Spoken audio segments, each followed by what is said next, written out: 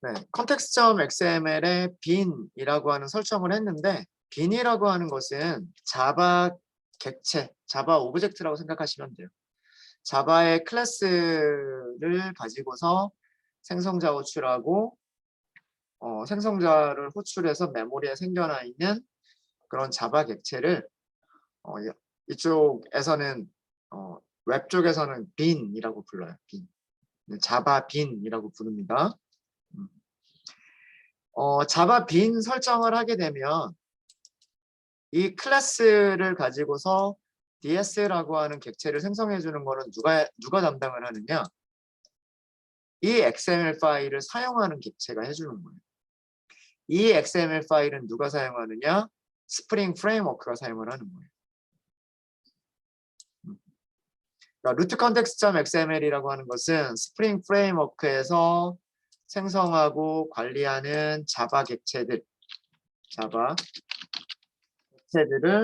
설정하는 그런 파일이고요.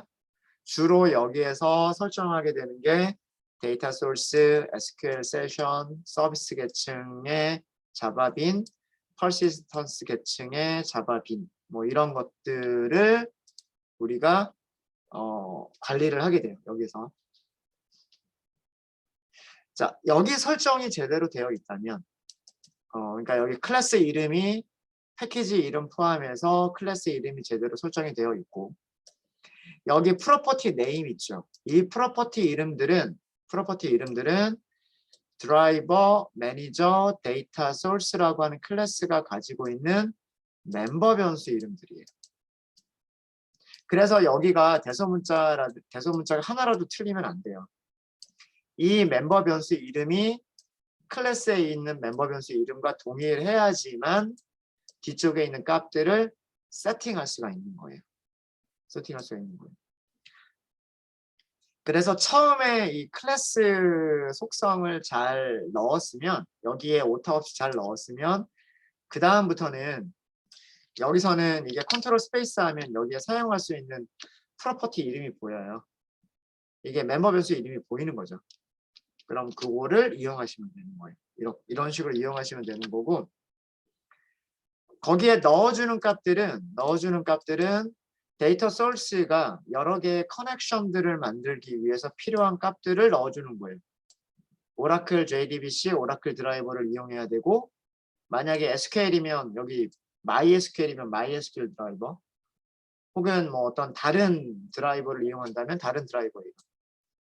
그 다음에 접속할 때 필요한 URL 주소와 포트 번호, 접속할 때 사용할 사용자 계정 이름, 접속할 때 사용할 비밀번호 이름. 최소한으로 설정할 게 바로 이 정도예요. 그럼 이 코드가 의미하는 거는 뭐냐면 스프링 프레임워크에서 직접 클래스의 생성자를 호출을 해주고, 그 다음에 프로퍼티들은 전부 다 어떻게 한다? 세터 메서드를 호출한다. 그래서 생성된 객체를 만들어주는 거예요. 이게 시점이 어느 시점이냐면 웹서버가 실행되는 시점이에요. 톰캣 서버가 실행이 되면 톰캣 서버가 스프링을 쭉 올려줄 거고요. 스프링은 자기가 시작이 되면서 context.xml을 읽어볼 거란 말이에요. 그럼 context.xml에 쭉 순서대로 자바 빈 객체들을 생성하게 되는 거예요. 자, 그럼 얘네들이 제대로 생성이 됐다면 자, 이 테스트 클래스로 와볼까요? 자, 여기에 굉장히 중요한 개념이 있습니다. 스프링 프레임워크에서의 굉장히 중요한 개념인데 그게 뭐냐면 의존성 주입이라고 하는 거예요. 의존성 주입. 여기서 사용되어진 오토 와이어드 라고 하는 어노테이션을 사용할 수도 있고요. 또 어떤 어노테이션을 사용할 수도 있냐면 인젝트라고 하는 어노테이션을 이용할 수도 있어요. 두 개가 거의 비슷합니다. 오토 와이어드나 약간의 차이는 있는데 그 차이를 쉽게 느끼시기는 힘드실 거예요. 오토 와이어드나 인젝트라고 하는 어노테이션의 개념은 뭐냐면 의존성 주입이라고 하는 개념입니다. 의존성 주입. 영어로는 dependency injection이라고 얘기를 하고요. 의존성 주입을 다른 말로 제어의 역전이라고 얘기를 합니다. 제어의 역전을 줄여서 IOC라고 얘기를 하고요. IOC는 뭐의 약자냐면 inversion of control이라고 얘기를 해요. inversion of control. 자, 의존성 주입 혹은 제어의 역전이라고 하는 개념이 뭐냐면, 자, 이 오토 와이어드나 인젝트라고 하는 어노테이션은 의존성 주입을 할 때 사용하는 어노테이션. 의존성 주입을 할 때 사용하는 어노테이션이고요. 의존성 주입이라고 하는 개념은 뭐냐면 스프링 프레임워크가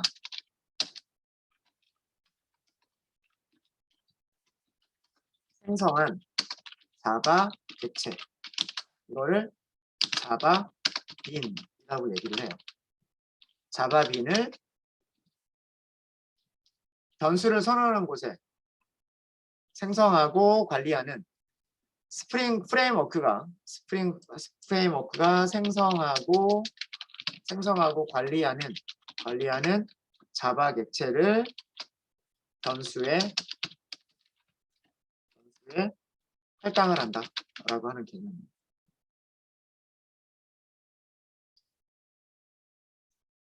변수에 할당한다. 누가 할당한다? 스프링 프레임워크가 할당해준다.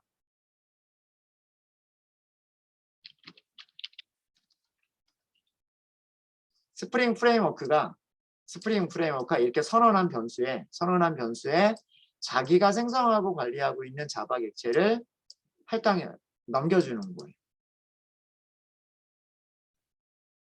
이거를 우리 클래스 입장에서는 스프링 프레임워크가 주어가 되는 입장에서는 변수에다가 값을 던져주는 거고요.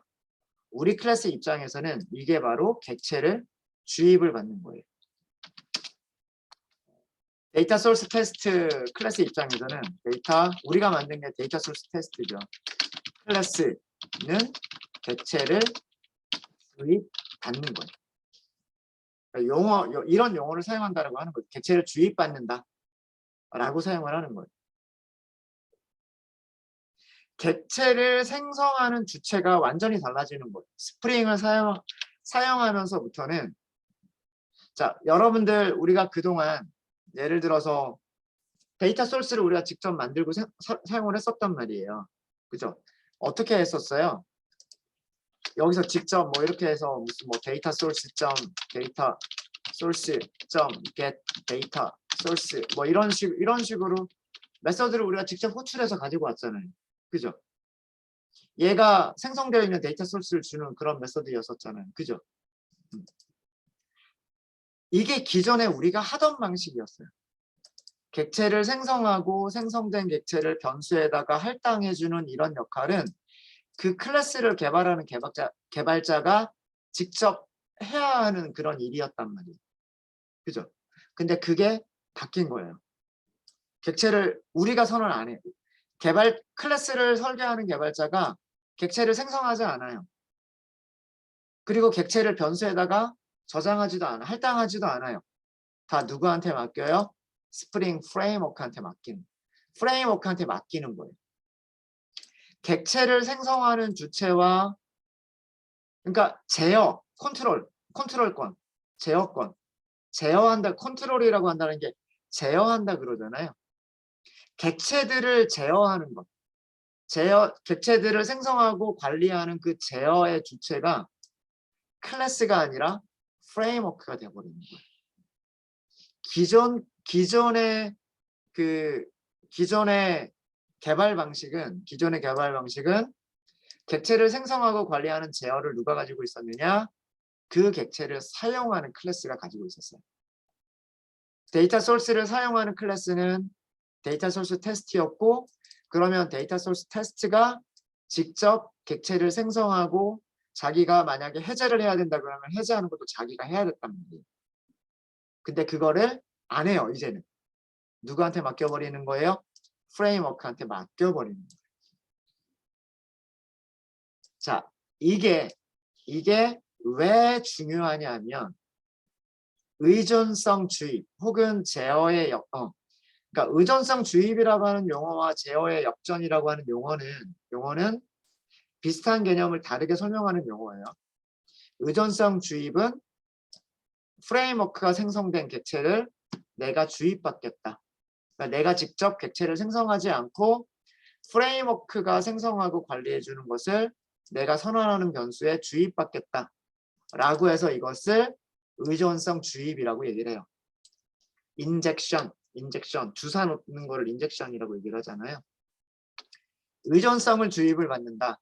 내가 사용하는 객체를 주입을 받는다. 이게 의존성 주입이라고 하는 개념이고 의존성 주입이 왜 제어의 역전이냐? 객체를 생성하고 관리하는 그 제어권이 나에게 있었던 제어권이 누구한테 넘어가 버렸다?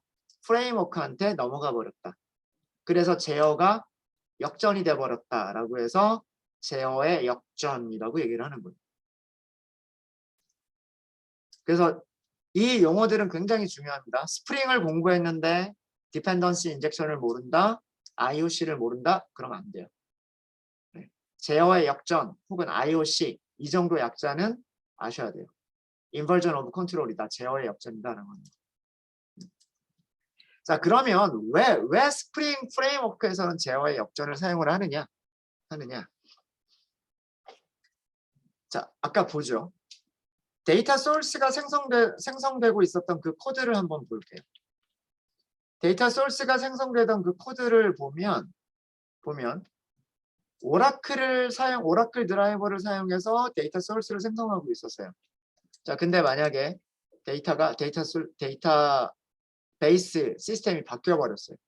오라클을 사용하다가 뭐 MySQL이나 혹은 다른 몽고DB 같은 거를 사용하게끔 됐단 말이에요. 자, 그러면 여기 어떻게 될까요? 코드 고쳐야 돼요. 그죠? 만약에 우리가 이거를 자바 코드에서 개발자가 직접 여기를 했었다면 우리가 자바 코드에서 만들었던 코드 자체를 수정을 해야 돼요. 무슨 말인지 아시겠죠? 자바로 작성했었던 코드 부분을 우리가 수정을 해야 되고 자바 코드가 변경이 되면 컴파일을 새로 해야 돼요.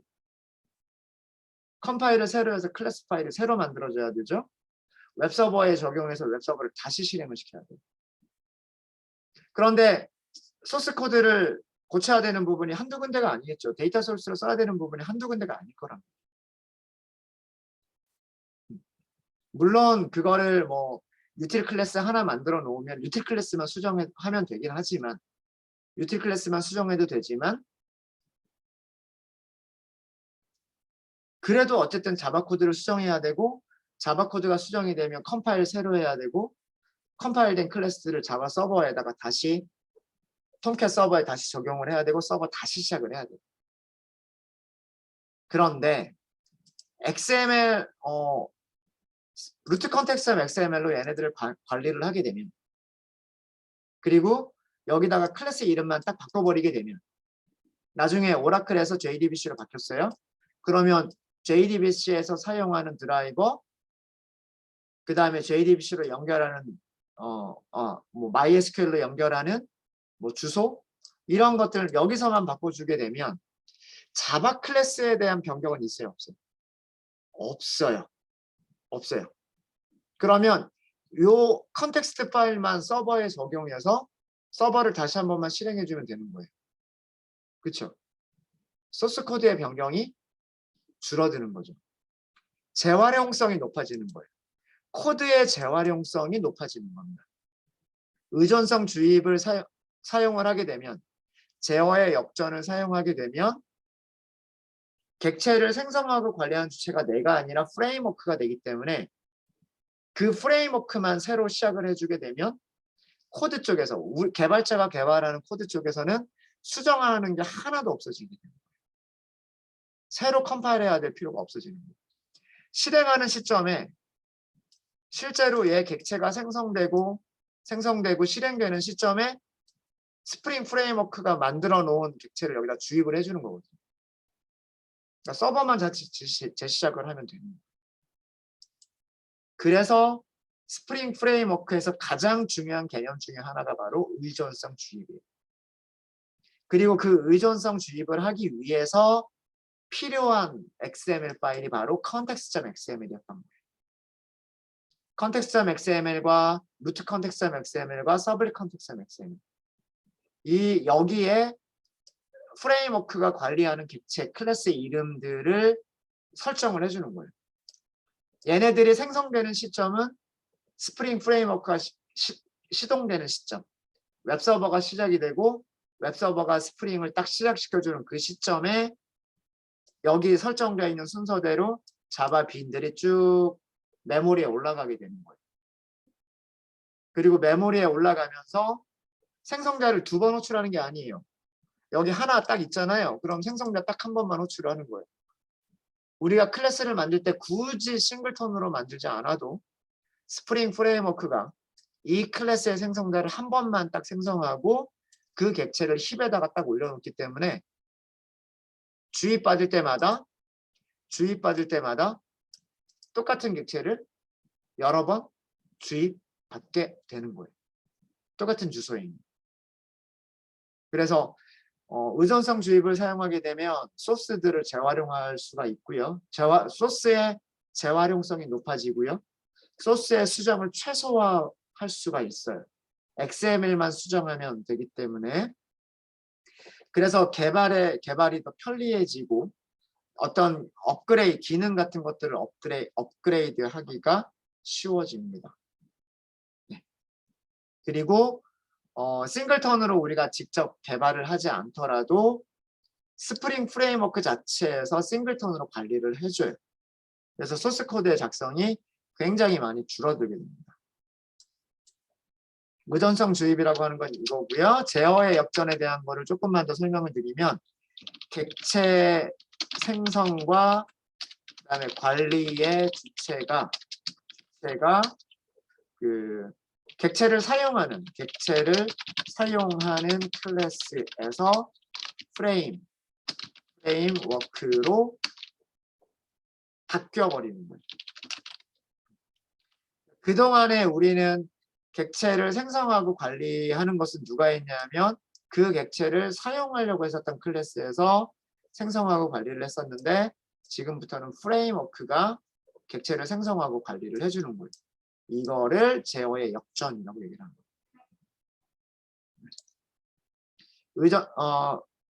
의존성 주입이라고 하는 것은 스프링 프레임워크가 직접 객체를 생성하고 관리하면서 변수에 할당을 해준다.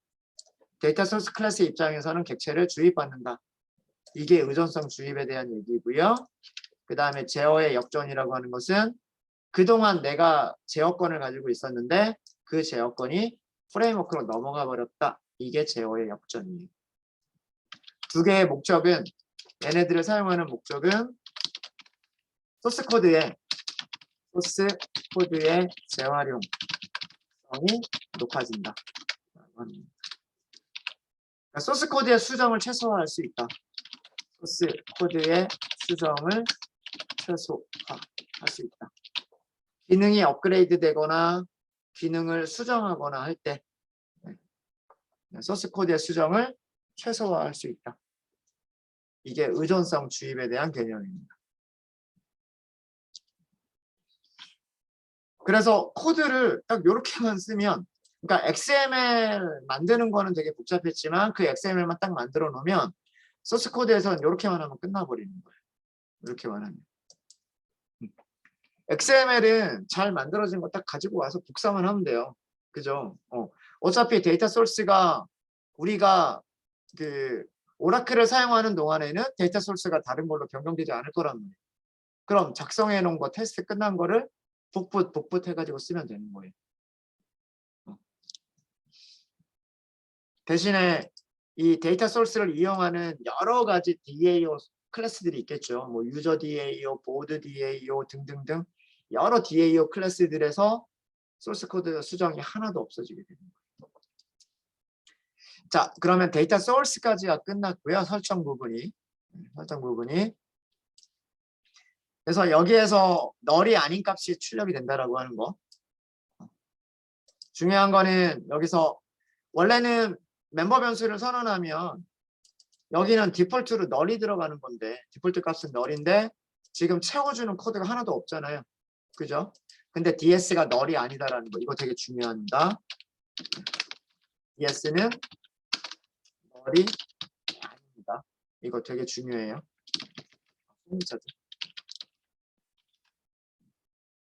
여기에 널이 아닌 값이 출력이 된다. 널이 아닌 값이 출력이 됐다라고 하는 의미가 뭐냐면 객체를 주입받았다. 자바빈을 주입받았다. 라고 하는 그런 내용입니다.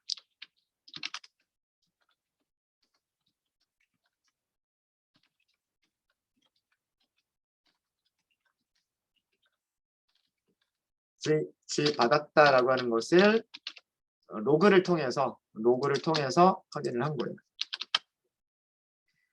자, 그 다음에 이제 설정할 게 조금 더 있어요. 우리가 마이바티스 설정을 하기 위해서 설정을 해야 될 부분들이 조금 더 있는데 다시 루트 컨텍스트.xml로 가도록 하겠습니다. 루트 컨텍스트.xml 여기에서 우리가 두 번째로 만들 거는 뭐냐면 마이바티스 프레임워크에서 사용할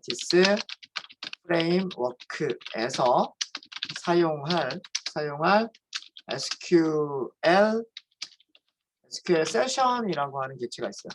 세션 객체 설정을 할 거예요. 그러니까 SQL 세션 객체를 어떻게 생성을 해야 되느냐라고 하는 거를 할 거고. 자, 근데 이거를 하려면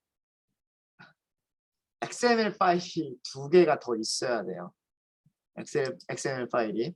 자, 그래서 여러분들 그 브라우저 하나 열어주시고요. 브라우저에서 마이바티스.org라고 한번 들어가 보세요.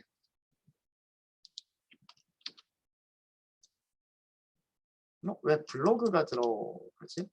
그냥 마이바티스.org라고만 하시면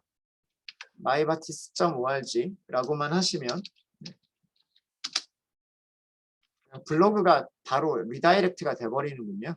네. 마이바티스.org라고만 들어가시면 됩니다. 저는 여기로 리다이렉트가 돼버리고 있는데 여러분들은 어떤가요? 똑같아요? 똑같습니까? 자, 여기 아마 검색창이 있을 거예요. 검색창에다가 DTD라고 검색해 보세요. 다시 보여드릴게요. DTD. 도큐먼트 타입 데피니션이라고 하는 뜻입니다. 블로그 마이바티스 org 가시고요. 거기에서 검색창이 있을 텐데 DTD라고 검색을 해보세요. DTD라고 검색을 하시면 아마 밑에 요 부분이 나올 거예요. 요 부분. 우리가 사용할 게 이거예요. 요만큼을 사용할 거면 이게 도큐먼트 타입 데피니션. 도큐먼트 타입 데피니션이라고 해서 그 DTD라고 부르는 거고요. 설명 읽어보면 config 파일하고 매퍼 파일에서 아래와 같은 DTD를 사용하면 된다라고 되어 있어요. 첫 번째는 config 파일에서 사용하는 DTD 파일이고요. 두 번째는 이런 내용이 있죠. 첫 번째가 뭐냐면 여기 보시면 config라고 되어 있죠. config 파일에서 사용할 DTD. 그 다음에 여기는 뭐냐면 여기는 매퍼라고 하는 파일에서 사용할 DTD 파일이에요. 자, 이거를 어디다 만드느냐? 자, 어디다 만드느냐 하시면 일단 자, 저희 여기까지는 찾으셨죠? 이번에는 어디를 찾아가시냐 하면은요. src main resource를 찾아가세요. 자, 이번에는 테스트가 아니에요. src main resource입니다. 왜 그러냐 하면 지금 우리가 만들려고 하는 config xml 파일과 그 다음에 그 mapper xml이라고 하는 저 파일들은 웹서버에서도 사용이 될 거고 그리고 테스트에서도 사용을 할 거예요. 웹서버에 실제로 릴리즈가 돼야 되는 그런 파일이에요. 그래서 여기다가 만들 거예요. 여기다 만들 거고요. 자, 여기에서 우선 오른쪽 클릭. New. XML이라고 보이지 않죠. XML이라고 안 보이면 Other를 선택하시고요. 여기 XML 선택해 주세요. XML.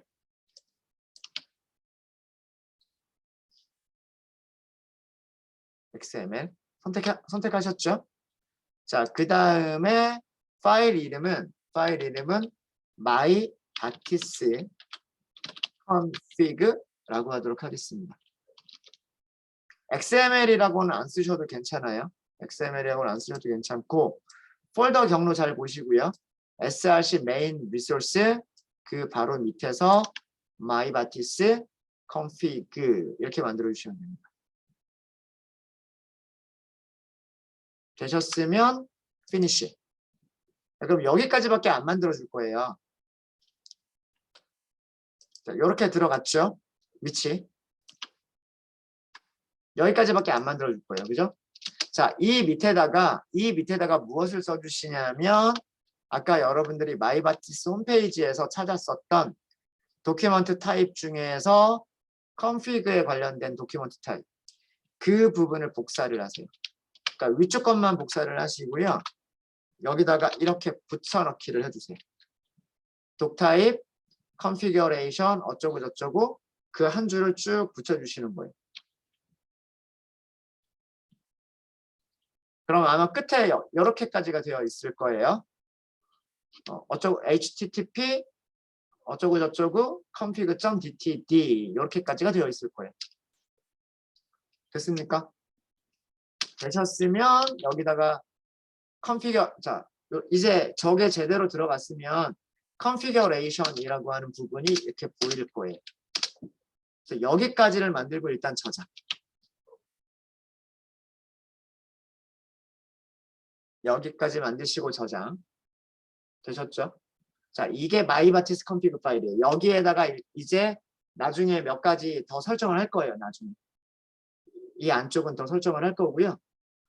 얘가 있어야 그 SQL 세션이라고 하는 마이바티스에서 사용하는 SQL 세션이라고 하는 걸 생성할 수가 있기 때문에 일단 XML 파일 하나는 있어야 돼요. 있어야 되고 자, 그 다음에 여기까지 되셨습니까? 그 다음에 리소스 밑에서요. 리소스 밑에서 폴더를 만들게요. 이번에는 오른쪽 클릭 폴더. 네. 소스 폴더. 자바 소스라고 나오네. 그냥 폴더가 있을 거예요. 폴더. 소스 폴더라고 하지 마시고 그냥 폴더라고만 하시면 돼요. 폴더라고 하시면 되고요. 폴더 이름은 뭐라고 해주시냐면 매퍼라고 할게요. 매퍼. src main resource 밑에 매퍼라는 이름으로 폴더를 하나 만들게요. 폴더. 자, 이렇게 폴더를 만드신 다음에 자, 이렇게 폴더가 만들어졌죠. src main resource 매퍼. 이 매퍼라고 하는 폴더 밑에서 역시 마찬가지로 무엇을 만드시냐면 XML을 만들게요. XML 파일.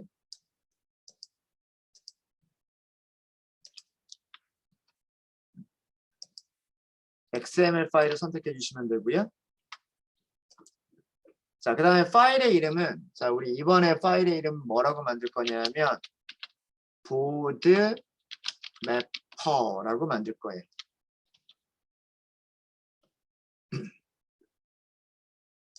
자, 폴더 위치는 여기입니다. src main resource 그 밑에 매퍼라고 하는 폴더를 만들었고요. src main resource 매퍼 그 밑에서 보드 대쉬 매퍼 이렇게 만들게요.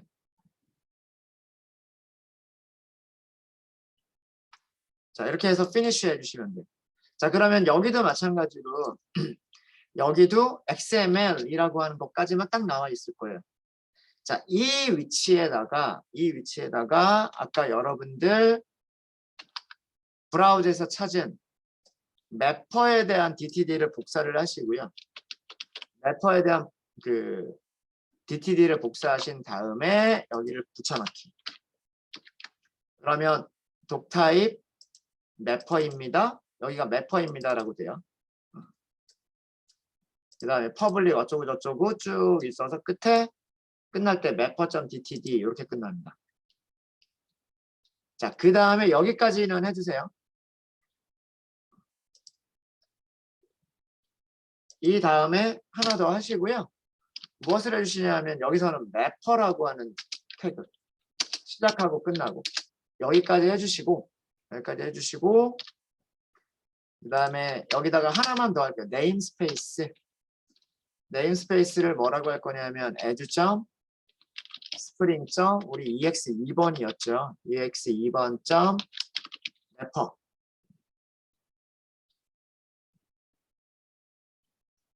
매퍼라고 폴더를 그냥 매퍼라고만 했으니까 매퍼라고 하고요. 그렇죠? 매퍼라고 한 다음에 보드 매퍼. 일단 이렇게까지만 할게요. 안쪽을 채우는 거는 나중에 우리가 더 할 거고요. 두 개의 XML 파일을 추가를 했습니다. XML 파일을 추가하기 위해서 도큐먼트 타입이 필요해서 첫 번째 도큐먼트 타입은 configuration 도큐먼트 타입을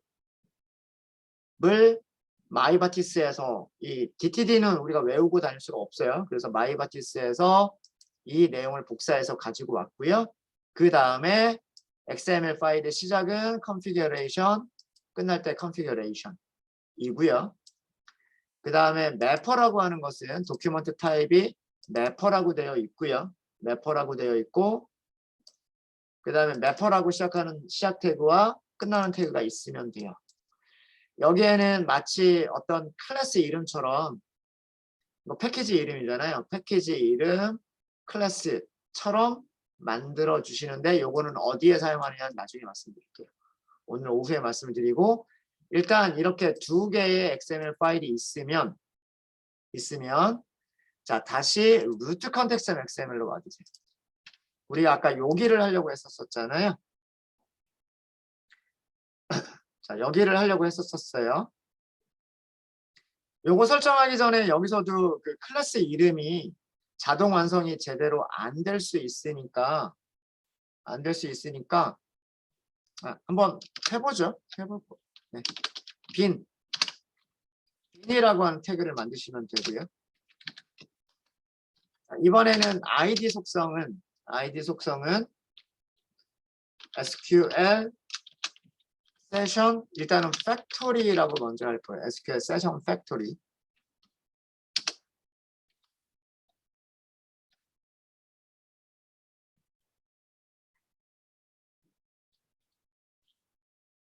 SQL 세션 팩토리라고 할까요?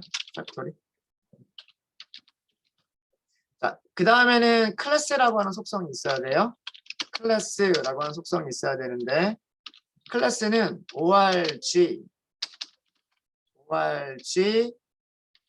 자동 완성을 이렇게 해야 되네요. org 컨트롤 스페이스 점 마이바티스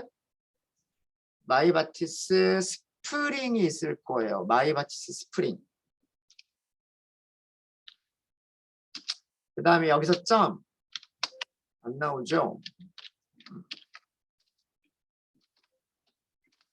어쩔 수 없다. org 마이바티스 스프링 여기는 그냥 쓸게요.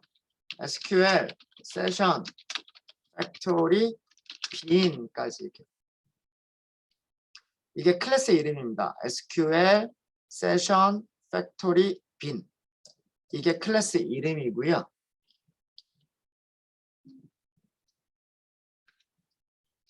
자, 그 다음에 여기서도 위쪽이랑 마찬가지로 빈과 빈 사이에 어떤 태그를 넣으시면 되냐면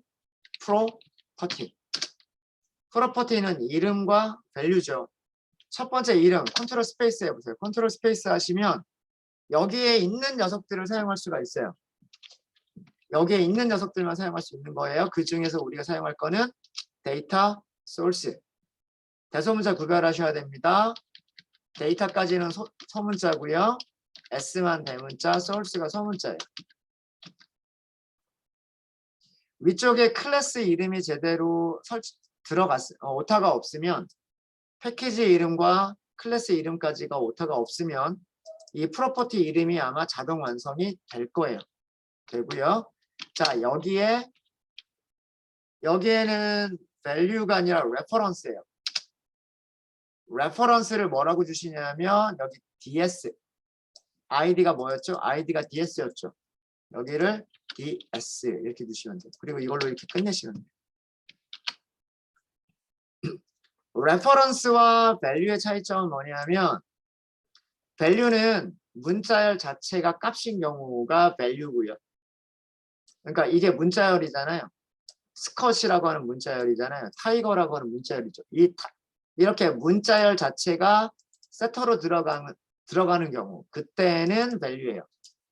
reference는 객체를 참조하는 변수일 때는 reference라고 쓰는 거예요. 그래서 여기 있는 id가 reference로 얘를 찾아가기 위한 변수 이름이 되는 거예요. 아시겠죠? 네, id의 의미. 그 다음에 또 있어요. 또 프로퍼티를 해야 될 게 뭐가 있냐면 이번에는 config location이 있을 거예요. config location. 자, 이거는 말 그대로 뭐냐면 말 그대로 config 파일이 있는 위치. config 파일이 있는 위치란 뜻이에요. 무슨 말인지 아시겠죠? 우리 아까 config 파일 어디다 만들었어요? config 파일을 어디다 만들었냐면 src main resource 밑에 mybatis config.xml 이라고 만들었거든요. 그죠? 이렇게 만들었죠? 자, 여기에는 value 속성을 어떻게 주시면 되냐면 클래스 패스라고 써주세요. 그리고 우리가 만들었던 파일 이름 그대로 mybatis config.xml 이렇게 쓰시면 돼요. 그 다음에 한 가지를 더 만들었죠. 한 가지를 더 만들었는데 그게 뭐냐면 매퍼 로케이션이라고 하는 게 있을 거예요. 매퍼 로케이션이라고 하는 게 네임 속성에 보이죠. 여기는 뭐라고 써주시면 되냐면 여기에는 밸류 속성을 클래스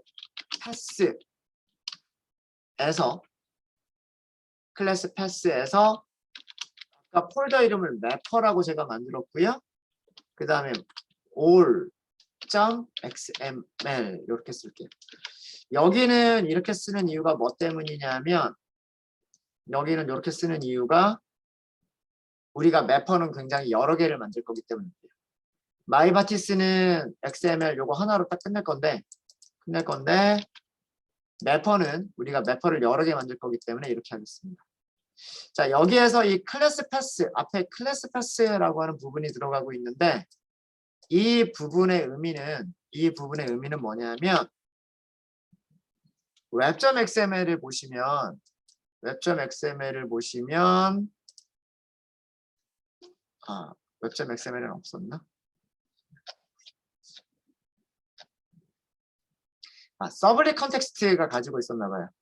서블릿 컨텍스트가 이런 게 있었어요.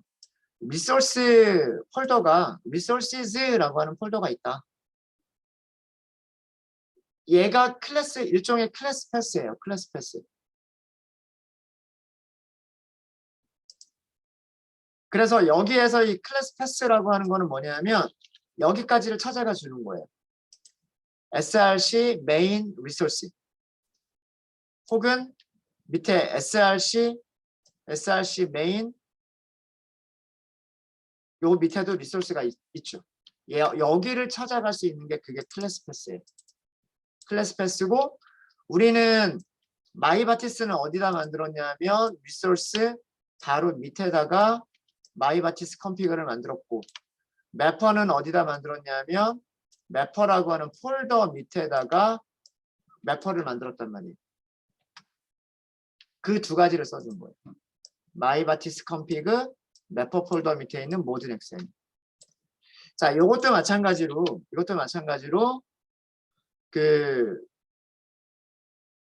이렇게 빈을 설정을 하게 되면 스프링 프레임워크에서 이 클래스 생성자를 호출을 하고요. 생성자 호출한 다음에 위에서와 마찬가지로 프로퍼티 이름들을 가지고서 세터를 호출합니다. 세터를 호출하고 그 세터에서 DS 얘를 넘겨주고 문자열을 넘겨주고 문자열을 넘겨주게끔 되어 있어요. 자, 그러면 만약에 이게 제대로 생성이 됐다면 얘도 스프링 프레임워크에 의해서 주입을 받을 수 있어야 돼요. 얘도 인젝션을 받을 수가 있어야 돼요. 자, 그럼 제대로 인젝션을 받을 수 있는지 없는지 테스트해 보기 위해서 아까 우리 테스트 클래스 만들었던 거 거기로 갈게요. 데이터 소스 테스트라고 하는 자바 파일이 있었을 거고요. 자, 여기서도 똑같이 auto-wired라고 하는 어노테이션 넣어주고요. 프라이빗 변수로 SQL session factory라고 써보세요. SQL session factory 라고 쓰시고 session factory라고 할까요? 아니면 뭐 session factory라고만 하셔도 되고, 네. 아니면 뭐 SQL session factory라고 하셔도 되고 뭐 상관없으세요. 어차피 변수 이름이니까. 자, 이것도 우리가 객체를 직접 생성해서 여기다가 변수에다 할당을 해준 게 아니라 넣어주세요. 주입해주세요. 이렇게 쓴 거랍니다. 스프링 프레임워크에 의해서 그 제어가 역전이 돼서 제대로 주입을 받았다면 저것도 로그에서 출력을 해보면 출력이 돼야 돼요. SQ 여기서 이렇게 쓸까요? DS 세션 팩토리 이렇게 하고 여기다가 뒤쪽에다가 세션 팩토리 자 이렇게만 해보죠. 소스 코드에서 테스트 코드에서 run as JUnit 테스트를 하시면 돼요. 네, 성공했죠. 데이터 소스 정상적으로 널이 아닌 값이 들어가 있고 SQL 세션 팩토리도 정상적으로 널이 아닌 값이 들어가 있어요. 이러면 우리가 그 컨텍스트 파일에서 설정한 자바 빈 객체가 생성이 되어 있고 언제든지 필요할 때마다 주입받을 수 있다는 게 테스트가 됐어요. 네. 두 개 하느라 2시간 걸렸네. 그죠? 하나씩 하는 2시간 걸렸습니다. 네, 혹시 안 되시는 분 있으시면 말씀해 주세요. 다들 잘 되십니까? 네, 코드는 제가 GitHub에 올려드릴게요. 전부 다.